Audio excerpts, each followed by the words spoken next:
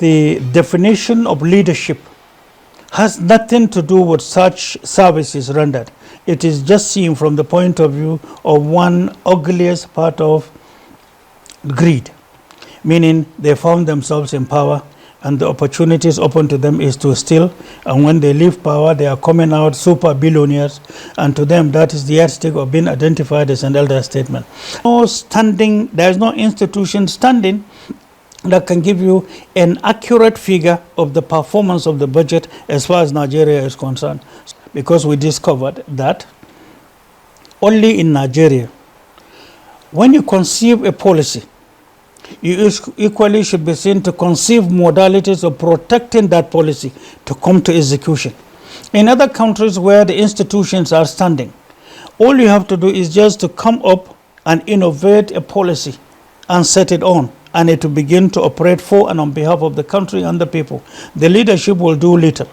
But in Nigeria, coming up with the conception alone is not enough. But you have to now be seen to follow through with the protective measures through to the channels of actualization for the people and for the country. In the absence of that, you may have the policy, but it may not take an inch from you. It will fail because there's no driving force from the point of view of having any institution standing. Excellency, sir.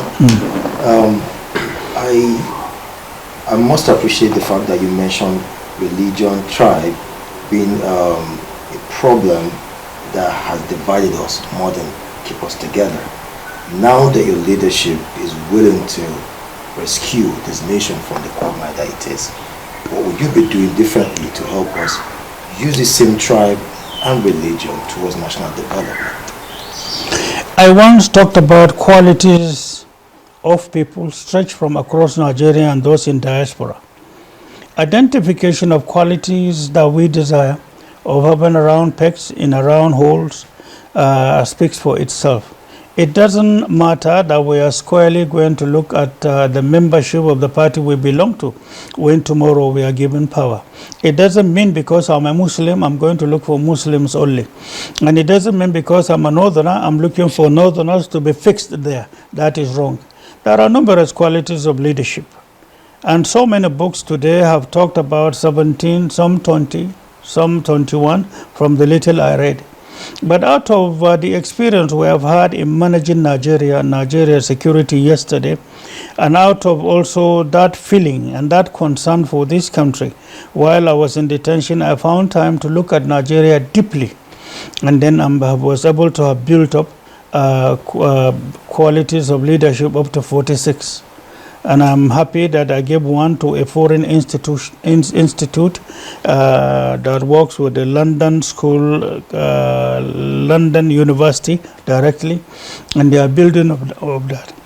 One of those that are very silent but extremely important is the word courage. The capacity of leadership or any form of governance, looking at the sum totality of the population that it is provided leadership to, and be seen to carry all along in your thinking, in your thoughts, in your immediate plans and strategic plans for tomorrow. And for you to do that, then you are given sense of belonging to all. But where you lean your strength to a particular tribe or to a particular religion, suspicion comes in. After all, every qualities of leadership and the essence of leadership are resting on only two things. You provide hope to the people when their confidence is lost, and vice versa. Any other quality and any other expectation or the essence of leadership are resting on these two: hope of the people or confidence of the people.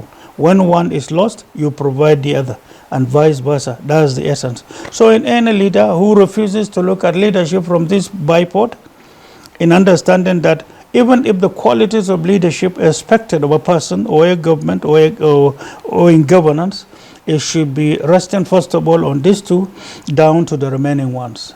Tomorrow, some other people might discover some others, but for me, I have discovered this 46, and I'm sure the Institute told me they are going to write it in form of a book, and they will be using it to teach tomorrow for young leaders aspiring to come up, and not for Nigeria, globally.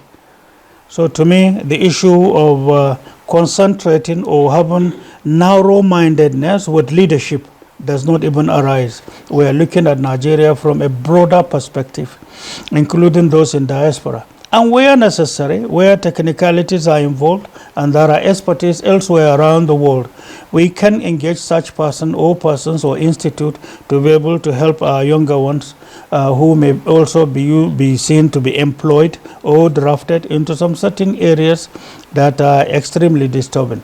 But to my assessment, from immediate need to strategic need in Nigeria, we may not require the expertise of some other countries. Nigerians are highly gifted people.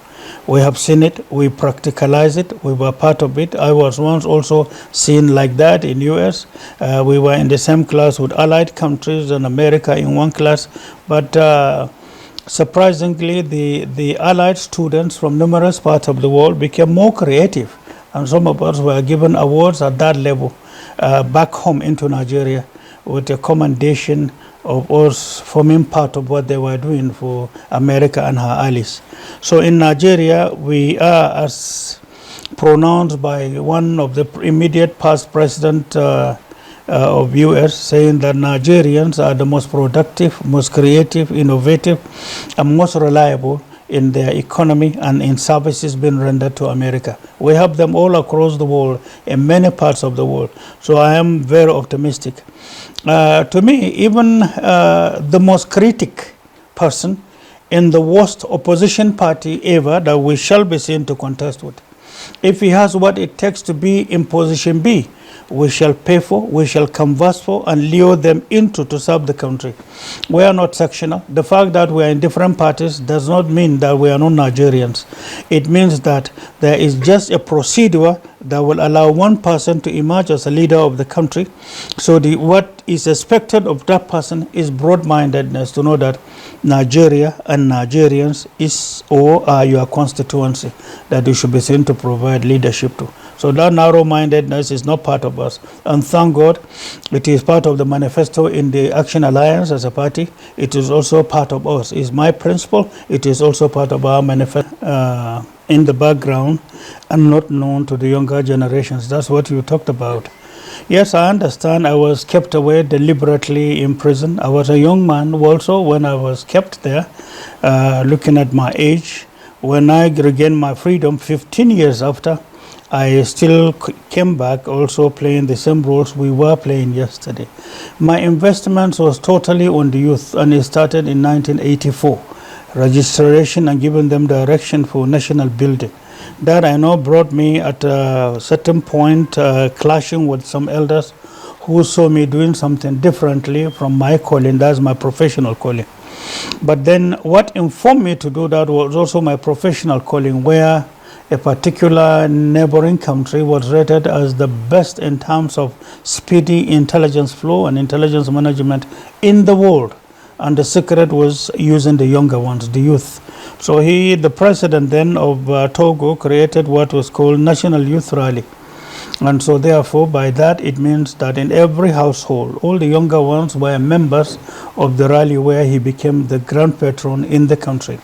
That gave a certain direction to numerous countries around the world, including the very best, or those who believe they are at the uppermost in the ladder. In whatever structure they design, some of us don't believe in though, but they copy from these same African countries in managing their internal security problems around the whole world. So it became a doctrine for the world to copy. And the youth was the secret. And another thing was a leader who identified the usefulness of the youth. But thank God some of us were doing that even before in helping Nigeria. We have done that quite a lot, like the associations of the youth that started, including that of Africa. There is something called Africa Youth Congress that came up as a result of numerous other youth associations that I found and got them registered with me at the center or behind them as the steering force in their activities in Nigeria. Since that was my background, that is my background, I'm believing in the younger ones. The only thing you can talk about here is the fact that those who found us as threats to whatever they were doing for country, meaning misgovernance, they decided to frame us and kept us in prison with an exemplified persecution in history of Nigeria, where you are framed, tortured, and kept for such a long period. And I think it started with me. even in the military or paramilitary. I'm the only person that thing has worked upon deliberately just to persecute us. My happiness is the fact that we are back. Our spirit is still the way it was, even if not much more, even aspiring to provide more services. So for the younger ones, all I'm saying is to those candidates who have been talking even before 28th of September, which is the official time set by INEC for all parties to kickstart campaign. What they are doing is illegal. Illegal, they go around, carry people along and sell themselves. And I thank God. My happiness is the fact that they only go to tell stories. They are not talking about their vision and dream for Nigeria. They are not talking about their in-depth researches and then holding on to secrets that will revive and kill Nigeria back on course for her greatness to be attained in the shortest time possible. They are just in an exercise which says for me, of me, by me, which is an exemplified definition of greed in Nigeria, most unfortunately. And the second question, it has to do with leadership, correct? Yes. Leadership in Nigeria. Leadership in Nigeria that by your own assessment even, and then by the assessment of every patriot has failed. The issue of confidence rekindling to people's hope, or confidence or rekindling of people's faith in leadership in Nigeria actually has a bigger question mark today, in that numerous governments came and left. But we at all times material never sit back to, in retrospect, examine the fundamental issues. Number one, let me give an example with budgets alone. If you go back to decades past, there was never a time the elites or any association or associations decides to come together to look at the performance of a government from the point of view of budget performance alone. Like this is July or August. If you look at the year 2022, I don't think there is anybody known to Nigerians that has sat down to examine the performance of the budget so far. And that alone is very detrimental to the country's checks and balances formula. So that is to say that every institution, every organ of government that is involved is just busy doing whatever they like, because nobody sits to ask questions, nobody re-examine what they do. So from conception to performance of budget to the execution of budget in phases as it affects ministries, parastatals, or arms of government, you realize that numerous things are there but very faulty. And then Nigerians are either intellectually nonchalant or lazy when it comes to checkmating their rights, from preparation to bringing it into law, every fiscal budget, and talk less of its performance. In our research, I tell you this today, we've been to numerous ministries directly and in some cases indirectly using our teams. And this took us some 5 years, now 8 months we are into.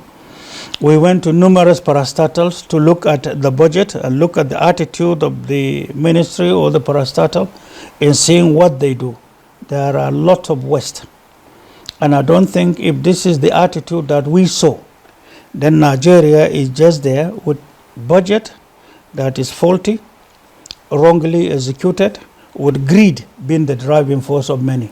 So if from the structures we see there is any executive arm of government and that can operate from the structure that we have seen, like the one in this government of the day, there is no way you can either trace, track, evaluate, or get to know what they do by the day. And what most of these ministries do by the day is a capital shame and is disheartening, very disturbing, I tell you. And there is no way any budget can be seen to be executed, or to say at the end of every fiscal year, you can say the budget has performed at least more than 60% like it is. Even the 60% that we have seen, that it is the yardstick of assessment, is also faulty, because there is no institution standing that can give you an accurate figure of the performance of the budget as far as Nigeria is concerned. So a country that is just riding solo is a country that is directionless. And where directionless is defined in leadership, it is not necessarily the leadership itself, but lack of the capacity of having the checks and balances at every single step of policy or policies of institutions, ministries, parastatals that we know about that are supposed to be seen to be supportive at home, and their collaborators outside Nigeria that will make meanings to Nigeria. So if we sit down, or if as a country we can sit down and take fraction of people, of institutions and ministries to now examine the performance of any fiscal budget that has gone so far, you will be shocked at the findings they will come up with. We have done it, and we know what we are talking about. Modalities of containing such abuses and waste, also we have it in our hands. That's why we have confidence that when leadership comes to our hands, there will be new structures, because we discovered that only in Nigeria, when you conceive a policy, you equally should be seen to conceive modalities of protecting that policy to come to execution. In other countries where the institutions are standing, all you have to do is just to come up and innovate a policy and set it on, and it will begin to operate for and on behalf of the country and the people. The leadership will do little. But in Nigeria, coming up with the conception alone is not enough. But you have to now be seen to follow through with the protective measures through to the channels of actualization for the people and for the country. In the absence of that, you may have the policy, but it may not take an inch from you. It will fail, because there's no driving force from the point of view of having any institution standing. It's the painting of the picture of how inefficient our institutions have been that actually let corruption become the order of the day. Is what leads me to this next question. We've seen corruption in public service. Now Nigeria has been embarrassed with a contract scam in the global community. A company, P&ID, stepped into Nigeria, tried to defraud us of 9.6 billion, and fingered our prominent public servants, particularly former Petroleum Minister Rilwani Lukman, former Chief Justice of this Federation, Alpha Belgore, who incidentally was actually contracted by this same company to speak on their behalf against his country. What can we do, first, to checkmate such kind of contract drafting? Two, be seen to punish and sanction individuals, institutions that try to sabotage the integrity of Nigeria that you used to be. This is oil sector. You also, before I even answer you also lost Bakassi completely, and nobody is saying anything, including the Bar, National Bar Association of Nigeria. That is a monumental waste for numerous generations to come, looking at the resources on that island. If you can now talk about trillions of dollars from what is there, deposited from gas and oil, from the natural resources that supplies the fashion house in one of these NATO countries every year, and taking it away, and the country or the countries involved, Nigeria and Cameroon, are being left bare. We are busy borrowing, while billions of dollars every year goes to such countries, and they are so heartless such that they are always happy to see us impoverished, and to see us begging, to see us taking loans, and they help in killing our institutions. They help citizenry in help to kill our institutions. To any person, any African, any Pan-African that will say, okay, let me take a look at these two countries. You go to the rural areas in Nigeria, you go to rural areas in Cameroon. At the end of the day, you will know that what is left of us in the definition true to itself of such a Pan-African who will look at Cameroon and look at the resources in Cameroon, come to Nigeria, go around Nigeria, look at Nigeria from the other point of view, and look at the two together from the point of view of African spirit, then you will know that either our elders who found themselves in power yesterday, or our elites who are in power today, or our younger ones who are well informed but they are in the unemployed world, or those who are either on the bar or on the bench, in our own judiciary, you will know that everything is wrong with all of us. Meaning, you have all it takes to be and to be counted among the very first 10 in the whole world. But you are here sitting down there, and any tiny little force from anywhere will just come, take decisions that are regarded by any law as being extremely exploitative. And yet you accept it. And it goes, and you are busy complaining of lack of being. So to the very question you ask, and with the personalities involved, and today all I can ask is, where is the international law, and what were the rules expected of the international law? What was expected in our domestic laws in Nigeria? The question is, where is the case? And another question is, what are these forces that retarded it or kept it aside from being heard? And who are these Nigerians that are expected to speak out? Is it the human rights bodies, or is it the civil liberty organizations, or is it the CSOs in Nigeria? Or is it the Nigerian Bar Association? Or is it the bench itself? Or is it the African bench? Or is it the West African bench that are recognized? The matter, once it comes to the court, is a public issue. The one you may ask is, where is it? Or is it that you have had an executive body as at the time it happened that was part of secretly, or that compromised it? So that's why in Nigeria, first thing first, is a revival of the institutions that you have, so that Nigeria can be seen to stand on her feet. An issue where the poorest of the poor can say, I belong to this country because I know there are arrangements in the institutions that govern Nigeria, that cares for me, that protects me, and that will help me. There people will say, I have sense of belonging as a Nigerian. Then he can lean on to the country and give Nigeria its own services. Part of the breakages of your internal security problems today is simply because there is a wide gap between the have and the have not, being complemented by failure of institutions, and then from the greed of some certain individuals who ordinarily are expected to be seen to be fathers of the country or mothers of the country, as the case may be. So failure to provide leadership at different strata in Nigeria's life promotes numerous things, including this particular question you asked of. You may ask 9-point-something billion, and the question is, were you to be settled with the responsibility of investigating the contents, the genesis of the contracts, personalities involved, and then a certain fraction of it that permeated into pockets at home and outside Nigeria, you will realize that you have individuals who are bigger than your institutions, who are bigger than your country. One of the major causes of insurgency, because when an individual realizes that there is no hope in what he does, what he's saying, or what he anticipates to do to better himself, his country, his people, a collective interest of his tribe, of his religion, of his own region in the country, of a certain research of students, of relationship between people whom he believed that his dream would be complemented from discoveries from them. And if we realize that that is dashed, then mankind has options to go beyond or outside the law and act. It is visible in every part of Nigeria you go today.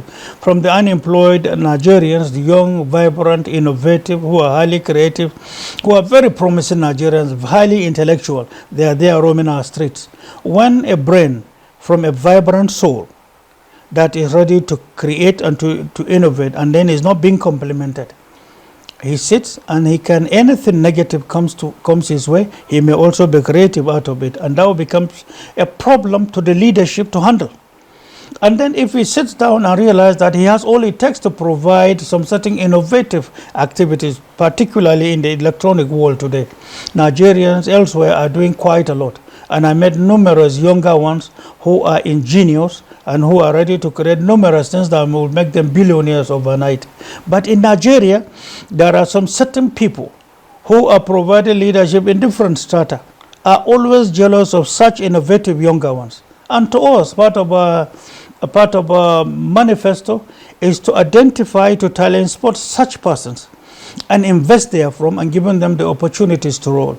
We believe in the one saying, which is divine, and then also is the guiding factor to any activity of man in life, which says there is no end to possibilities in the life of man, in the life of a country, community, or committees of nation. It's God that said so. So if God has said so, and you are now depriving people of such opportunities, first of all, you are anti the Creator who set them forth to your country. None of us selected to say he consulted God Almighty before being created in Nigeria. We are all Nigerians by the wish of God. So you only woke up and saw yourself as a Nigerian, that is to say, your elders, your contemporaries, and your younger ones, and those yet to be born, in your own services, either sayings or actions, innovations or some certain creativities will come up as things that will complement the country and the people, including generations to come. The question you may ask yourself today, those in leadership, if you can assess them properly today, then the answer will be a sorry, regrettably, it will be a sorry response. Meaning, greed is the driving force to so many who found themselves in power. Unfortunately, it has become a culture. Rather than seeing yourself being opportunistic, if you are given the role to provide leadership to people. Providing leadership to the people alone allows your name to go into history. You become automatically a leader. And you can look in retrospect to say, that were the achievements we garnered for mankind yesterday when we had the opportunity. That alone presents you as an elder statesman. But in Nigeria, from our activities, it is evident that the definition of leadership has nothing to do with such services rendered. It is just seen from the point of view of one ugliest part of greed.